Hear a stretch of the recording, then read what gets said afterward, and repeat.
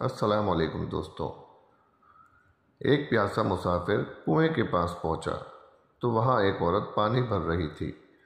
मुसाफिर ने उससे पानी लेकर पिया और पूछा, ए भली औरत, तू औरतों की मक्कारी के बारे में क्या जानती है?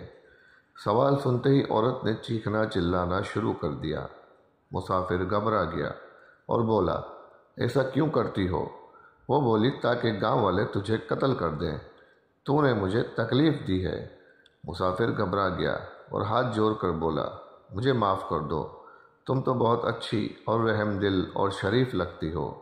औरत ने इसकी बात सुनी और जल्दी से पानी का घड़ा अपने ऊपर उंडेल कर खुद को तितर बितर कर लिया। इतने में गांव वाले आ गए। उन्हें औरत ने बताया कि मैं कुएं में गिर गई थी, इस नेक आदमी ने मुझे बचाया है। गांव वालों ने मुसाफिर का शुक्रिया अदा किया और इसकी जवामर्दी का तस्करा करने लगे। जाते जाते इस औरत ने मुसाफिर से चुपके से कहा, याद रखो, औरत को तकलीफ़ दोगे वो तुम्हारा सुख चैन छीन लेगी, इसे खुश रखोगे तो तुम्हें मौत के मुंह से भी निकाल लाएगी। दोस्तों, मज़ीद अच्छी वीडियोस के लिए चैनल को सब्सक्राइब करें और वीडियो को लाइक करें। शुक्रिया।